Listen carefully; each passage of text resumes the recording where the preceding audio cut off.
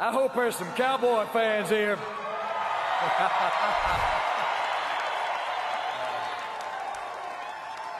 I know there's a team, Cowboy team, sitting back there, guys. I love you for being here. Thank you. I always knew you'd be here, for sure. I'd like to first begin by thanking the city of Canton. I can't do that standing here without saying the name David Baker. David and the Hall of Fame board. I'm so appreciative, but none more so than getting to be with these guys, my fellow class of 17, and getting to know them well. But when I think about the price they've paid and the meaning it is to be here with them tonight, it not only elevates me, but it elevates me and inspires me to want to do more. Canton is the only place on earth that brings together the greatest men who played, coached, or contributed to the game. The birthplace of the NFL was right down the street. It was actually in an automobile showroom. They held the first owners meeting there for the NFL. I remember my first owners meeting well. Frankly, I was overwhelmed. I felt like a freshman walk-on in a room full of All-Americans. They were all there. Rozelle, Brown, Schramm, Wilson, Hunt, Merrill, Rooney, DeBartolo. Innovators, founders, and visionaries. I got into that room real scared, very scared. As a young man, I made many failures and had had many decisions. Frankly, some of them threatened my family's future, certainly financially. I actually had become afraid of what is known as business heights. Buying the Dallas Cowboys, frankly, was that kind of risk, even exaggerated in my mind. But I knew it was now or never. Football kicked in. Don't run around that block. Be prepared, Jimmy. And if you're afraid, grit your teeth, buckle that chin strap. Just get it a little tighter and don't let anybody know you're scared, and just keep on keeping on. As a young man, I chased prosperity. When you strike out more times than you succeed, you soon learn that it's real embarrassing to bust your ass. It really is. At the University of Arkansas, I got a chance to play for the great Frank Broyles, who at one point had me on the depth chart on the 13th team. That was a powder blue. When you're a red team and you're on the powder blue, you're low down, I'm gonna tell you. The life lesson that I took from Coach Broyles was that games were won in the fourth quarter. When you're tired, you're not pretty anymore. When it becomes a battle of wills, it's a time that demands that your desire to win must be stronger than a man across from in front of you. By my senior year, I got to be a starter on a team that won the national championship. And that I learned that if you play in a game and play in a game like that, and you're part of a special team in your life, and the lives of all your teammates, they'll never be the same again. That's what that kind of team will do. I have lifelong friends that made that team possible. I'm actually going to start with one sitting right there, Jimmy Johnson. He's a big leader for us. Jerry Lamb, Jim Lindsay, All-American Ronnie Cabness, Fred Marshall, and All-American Billy Moore helped make that team possible. I think he might have been the best competitor that I ever got a chance to play with or see.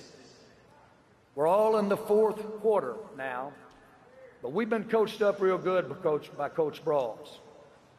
He was talking a long time ago about how to deal with the fourth quarter. And for that, I not only thank him, but it's very simple what he taught. It's called keep on keeping on. My experience as a college player made me want to pursue football as a career. I thought about going into coaching, but I soon realized that coaching wasn't much money in coaching. Had I known what I'm paying them right now, I'd gone into coaching, I'll tell you that right now.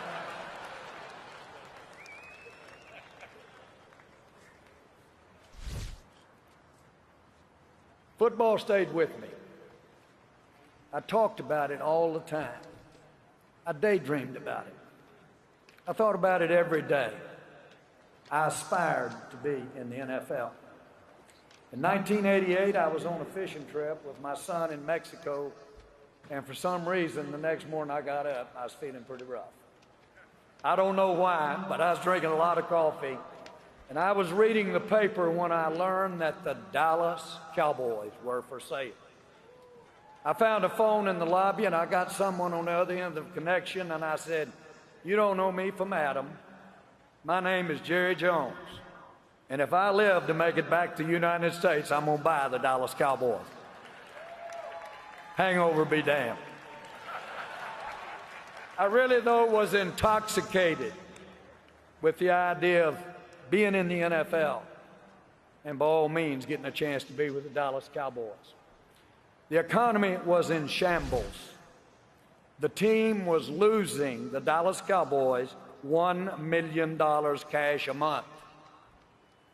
I just dodged enough bullets in my time that I'd kind of gotten on solid financial ground. And here it was, the thing I dreamed about. All right, big talker, stop dreaming, start talking. It was time to put up or shut up. So I bought the Dallas Cowboys, strapped on, really, that fear of failure. For someone like me, a fear of business heights at that time, because I'd busted it a few times. It was like stringing a tightrope from the Empire State Building to the next tallest building in New York, and then starting your ass off on that tightrope with no net down there. You have to make this thing work. The first order of business was to install the people I wanted to be a part of the Cowboys. It was very difficult. It was very painful. Tom Landry, the iconic coach, the only coach in the 29-year history of the Dallas Cowboys. He was an icon. He was, and he still is. His son is sitting right here. He is the Dallas Cowboys. And I honor Coach Landry. I wouldn't be here today if it weren't for Tom Landry, Tex Schramm, and Gil Brandt, who is sitting in the audience. I couldn't have built the Cowboys today if it weren't for what they did, the shoulders I stood on. I'm deeply indebted to those three. But the changes were really inevitable. There was no real easy way to do it. I wanted someone I knew. I wanted someone I knew well. I wanted someone that could get it done to be our coach. I wanted Jimmy Johnson.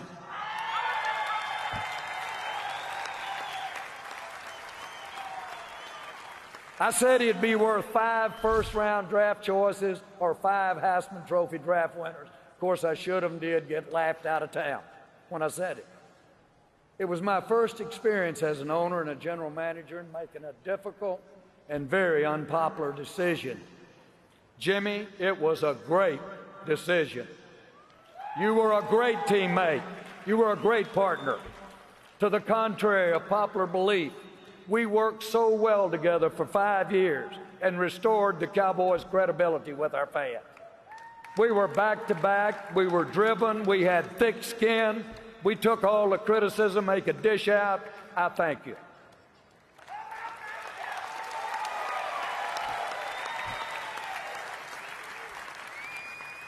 But it didn't start out so well. We had the worst team in the NFL, so we got to pick first in the draft. We were so lucky to be so bad. Lucky because that first choice was a no-brainer. It was Troy Aikman.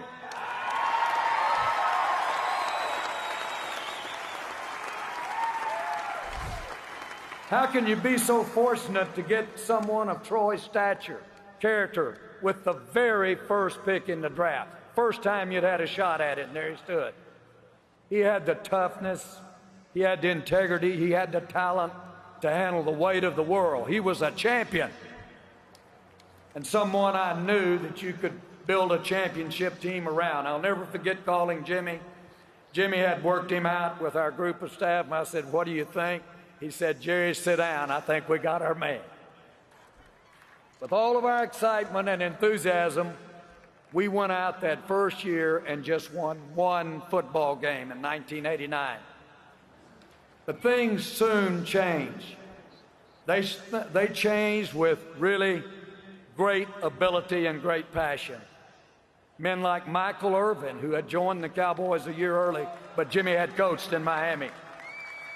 A person who has more magnetism, charisma, and heart than any player I've ever known. Michael Irvin.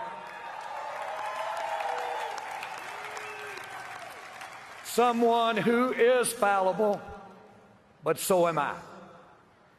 Emmitt Smith, a man who came into the league and created a goal of becoming the NFL's all-time rushing record as a rookie, and a man who went out, and if I've ever seen a man of goals that followed him, was Emmitt Smith, and he won it. Larry Allen, in my mind, the greatest guard to ever having played in the NFL. Someone who overcame the odds and made more out of every opportunity than anyone I know. Michael, Emmitt, you introduced me to Kevin, Larry, you introduced me to Canton. They allowed me to share this stage with them as their presenter for the Hall of Fame. That is an honor as great as the one tonight. I'm forever grateful. Thank you, guys.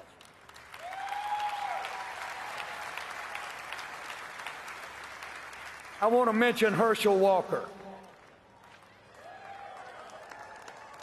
Herschel did not have to accept the trade that sent him to Minnesota for the draft picks that allowed us to really build the Dallas Cowboys. But he did. We worked it out. He later returned to the Cowboys. But the thing I want to thank him for, and why I'm so indebted to him, is his willingness to help us have the ammo to build a great team. Herschel, I'll always thank you very much. In 1992, our team was getting good. We played a preseason game in Tokyo. We played the Houston Oilers, and they had Warren Moon, who's sitting on this stage tonight. They were better than us right at that particular time. Warren had them up by 14 points at halftime, and I was over on the sideline, and I looked at this ceremony being prepared. And I saw this huge trophy, a samurai warrior. It was as tall as me. And then I saw a little old 12-inch geisha doll. And I asked him, I said, "Tell me, what's this going on?" He said, "Well, the winner of this Tokyo Bowl, preseason now, gets this big samurai warrior. Most beautiful trophy I've ever seen. The loser gets that little doll." I hot-footed it over to Jimmy, and I said, "Jimmy, have you seen what's going on over on the other sideline? You know, we haven't won crap. I would like to win that trophy." He said, "Jerry," he said, "you know, we've had AIKMAN out since the first 8 plays. Really, it's not in our best interest, and you know, this preseason game, we're trying to get ready for something in the season." Well, of course, Houston won. Bud Adams got that great samurai trophy, and I took home that little geisha doll. It's a long pout when you don't say anything from Tokyo, Japan to Dallas, Texas. Oh, I tried as we got over California, but nobody would talk to me after that. Roll that clock forward about 5 or 6 months. We're standing in the Rose Bowl. Paul Tagliabue, the commissioner of the NFL, hands us the Lombardi Trophy. And when he handed us the trophy, that Jimmy reached over and said, "Jerry, would you rather have that damn samurai warrior back in Tokyo or have this Lombardi Trophy?"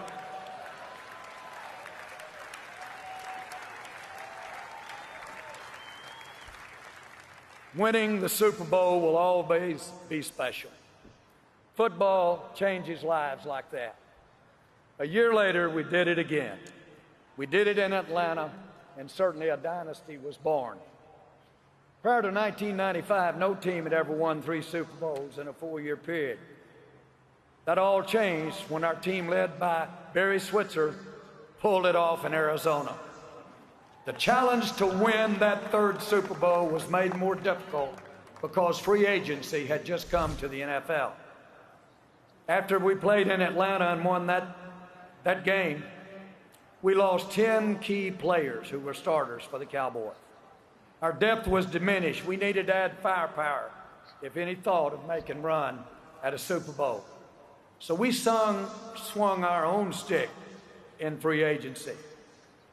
The year before, Deion Sanders had taken us to the house with San Francisco in the Super Bowl. But there, Deion Sanders was a free agent, and we got Deion Sanders on the team. We also drafted and got Larry Allen at that time. Barry Switzer walked into a hornet's nest, and he never flinched. A guy who was my freshman coach in college just became the 2nd coach to ever lead a team to a Super Bowl title and a collegiate national championship, joining Jimmy Johnson in that exclusive club. Barry, great job. Along our journey, I came to know members of the media who helped our game grow.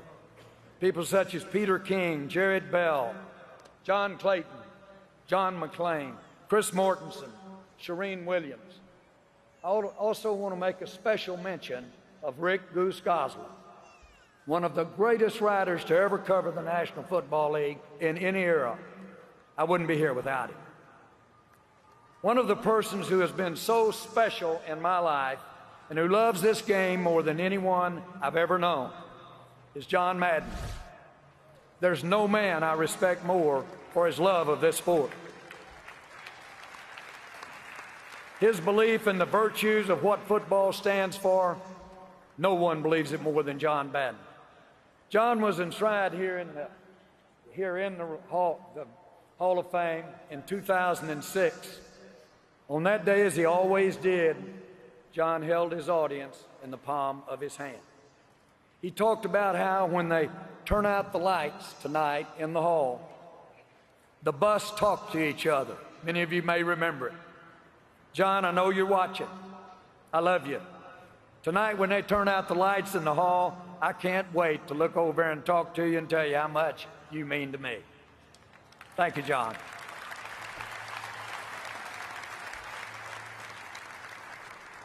As a young man, I always knew why this game was great and why it had such value, certainly individually for me.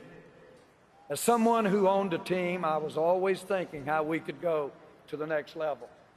How do we make it better? We have a leader today in Roger Goodell who really does live by that standard. We have a group of owners and coaches and players who cherish their opportunity to carry the ball for a while. In our division, the NFC East, we have John Merrill, we have the Tishes, we have people like Dan Snyder, brilliant. We have guys really that have a great, great vision for the future of this game. Oh, we have challenges. We're facing them head on. We're embracing the future. We're not afraid. The game is too great. It will sustain and thrive for generations to come. God willing, I'm going to try to be right in the middle of it all, stirring it up, making sure we stay on top if we can. I spoke of some of our Super Bowl players earlier, but there are others who hold a very special place in my heart, men who really changed my life. I can't name them all, but I would like to recognize just a few, just because I really do love saying their name and remembering what they meant to our team. Charles Haley, Darren Woodson, Dion, Jay Novacek, Eric Williams, Nate Newton, Daryl Johnston, and Bill Bates. Our head coaches,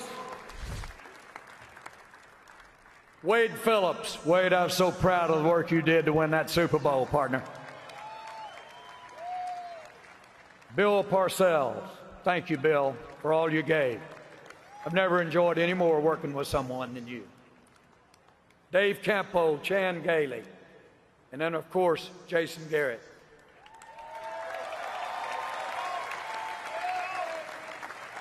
And then there are the Cowboys of recent years. Tony Romo.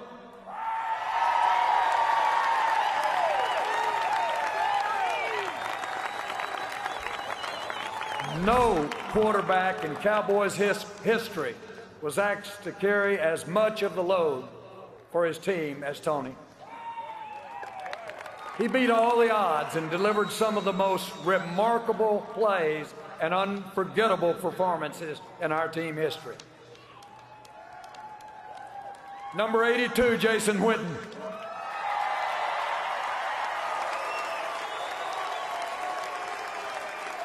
Jason's right there at the top 5 of all the men, owners, commissioners, players that I've met in the NFL. Not players, people. He exudes character and class. And Jason, I've never been prouder.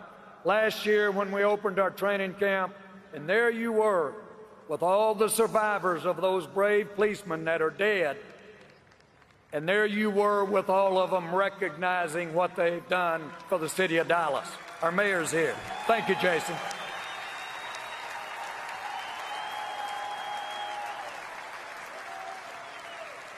Jason will be here. He'll have one of these jackets. I hope he doesn't start his 5-year clock running. It takes 5 years for a player. DeMarcus Ware. He'll get to Canton before Witten. I'm proud of him for that Super Bowl ring. I just wish it had the cowboy attached to it. Away from the field, I've got to mention Marilyn Love. Marilyn has been my assistant for over 40 years.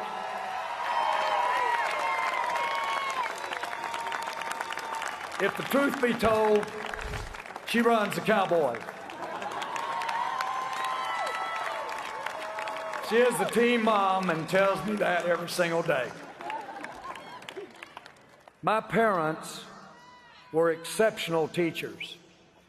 They were entrepreneur business people, very meager, but entrepreneurial. My dad could outsell me 10 to 1.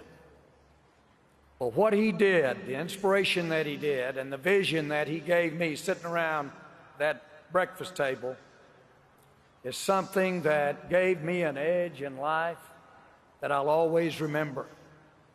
And my mom was right there with them. I saw them when they beat it out of the ground.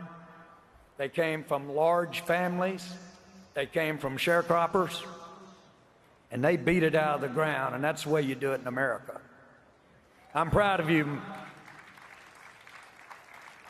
They're smiling and they're proud. The greatest joy I've ever had in my life has to be the opportunity to work with my sons, Stephen and Jerry, and my daughter, Charlotte. When I was coaching youth football, it was so much fun, and I was a coach. Their experience with them, of course, grew into something bigger. You know, I really thought, because I was busy and I owed a lot of bills, but I really thought that the time I spent there was going to be for them. I needed to do it. When the one that got the most out of all of it was the daddy. The opportunity to work on a daily basis with 3 people who share your name, your genetics, and your passion is a blessing. I get credit for their ideas, their hard work. They're my backbone. They're my inspiration. Stephen has been by my side from day one. He's my devil's advocate, my barometer, and sometimes my sparring partner. When we were negotiating Deion's contract, we were in one room, and Deion's agent, Eugene Parker, who I love, God bless you, Eugene, he's in heaven. He was in the other room. I came back to the room, and I said, well, Stephen, it's time to get down to the details. I've just cut the deal. Stephen grabs me and shoves me up against the door and puts that on that arm in me and said, "You're really going to do this?" I said, "Well, of course, that's why we're up here all night, isn't it? We are going to do it."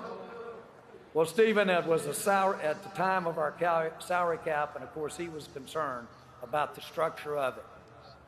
We still go back and forth each day, and I can't imagine not having him by my side. He's been with me through the most difficult times and through the best of days. He pours his heart, pours his time. He spends his time for the league, and he spends his time related to the daily operation. Stephen, thank you. You're a big part of this award.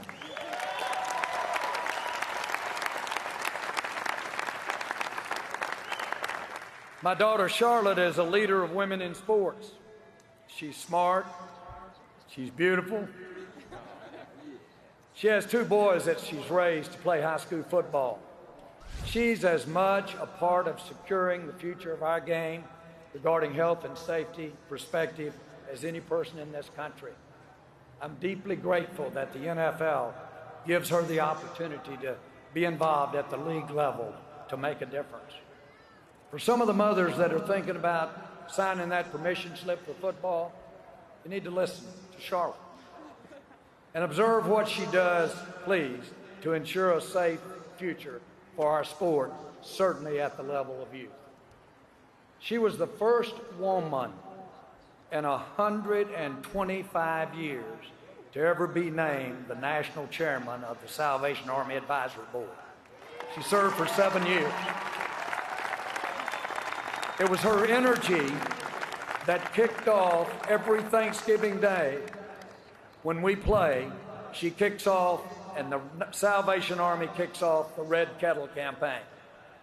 I can assure you, next to the Super Bowls, having done that for the millions of volunteers and having several million, we've been as high as 60 and 70 million people that watch that Red Kettle campaign kick off.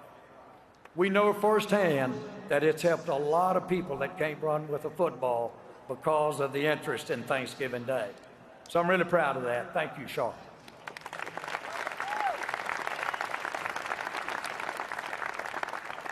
Jerry Jr. is the most one like me. You can tell that because I want to grab him by the throat every other day.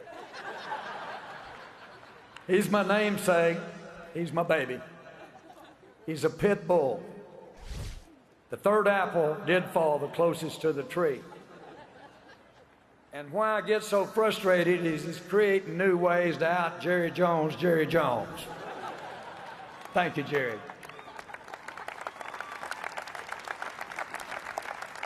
My wife, Jean, you've kept me between the rails when I didn't really have the strength to get to the middle. You're my presenter tonight because you've always presented this family in a loving and caring light that only you could provide. Since 1989, Jean has been the host for our friends and guests for over 597 football games. She's never missed a football game since we've been involved in the NFL.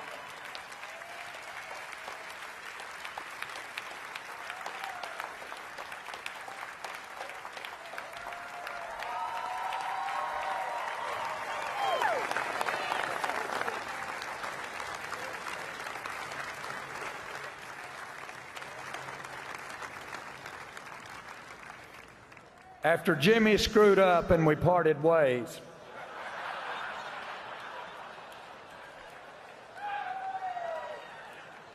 hey, and Kenny Easley, there'll be no confessions here tonight. I come home, and of course, Gene has been watching the news and finds out about it, and I lay down. It's as silent as anything you can imagine. After I laid there a minute, she just looks over and said, "You can't stand it, can you? You just absolutely, when it gets going, you just got to get in it and mess it up." I was asked what I said, and I just shut up and went to sleep. Our children are blessed by having great spouses. It may be the single most important thing I taught them. Stephen's wife, Karen, Charlotte's husband, Shai, Jerry's wife, Lori. They've given us the greatest gift that any grandparent could ask for. 9 of the most precious grandchildren, a backyard full of them, of accomplished grandchildren. I thank you.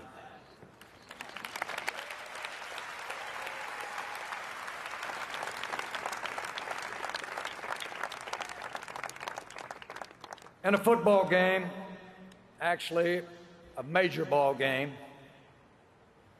Troy Aikman dropped back. It looked as though, because of the rush, it looked as though that he didn't even look at where he threw the ball. He launched the ball, and right there stood Jay Novacek, bam, and it was the game-winning play. After the game, as I'm told, someone asked Troy, it appeared you didn't even look. How did you throw the ball? And he said, well, I knew Jay would be there. He's always there. That's my family. Y'all always there.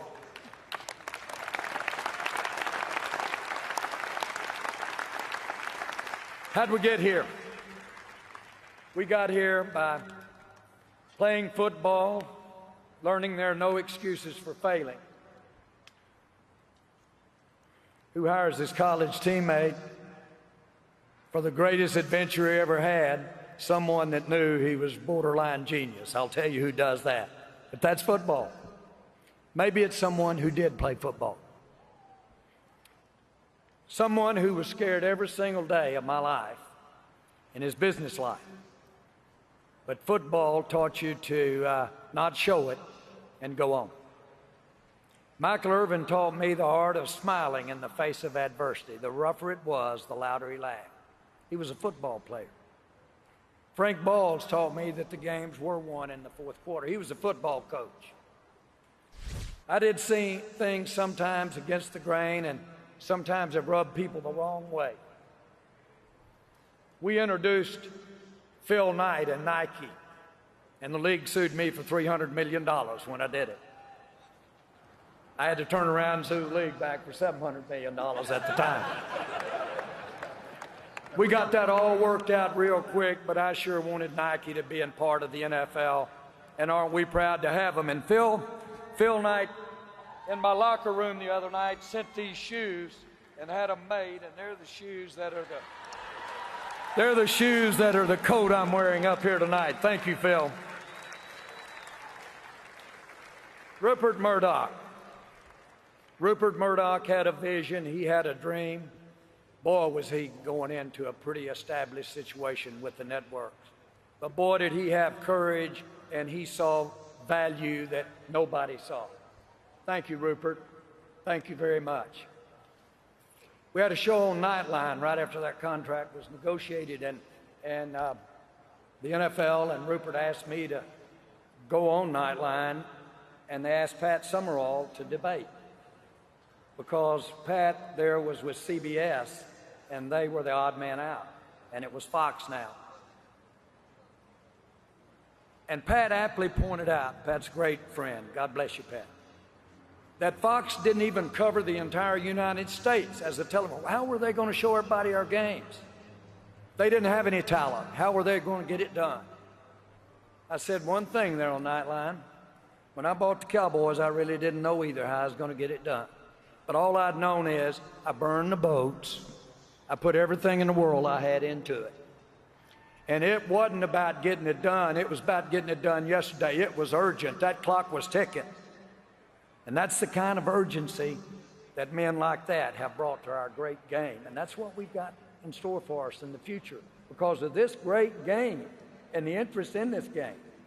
And you men whose shoulders we've stood on, you men who made this happen for us, that's the kind of interest that is in the game. There is no telling where football can go to. It's a place where you can make the block, football. You can make the block in the line. Nobody in the world knows about it. But next day when you hit the film, your teammates do. And you can look in the mirror and you can feel as good as if you had made 6 touchdowns the day before. That's football. A place that, you know, when I think about the life lessons, I just cannot think about other than how bad every day it felt when you went out for 2-a-days and you asked every reason in the world why not to be there, but you just kept on keeping on. I'm going to paraphrase Garth Brooks. Looking back on the memory, our lives really are better left to chance. I could have missed the pain, but I've had to have missed the dance. That's football. Inspiration, dreams. We got here with a love of football and love of family. Folks, obviously, to have had the chance to be a part of this great game, use whatever skills that might work to help move the ball forward, I leave you tonight with one last thank you. It's for you, the fans. I'm a fan. You're the heartbeat of the game. And the Dallas Cowboy fans are the greatest fans on earth.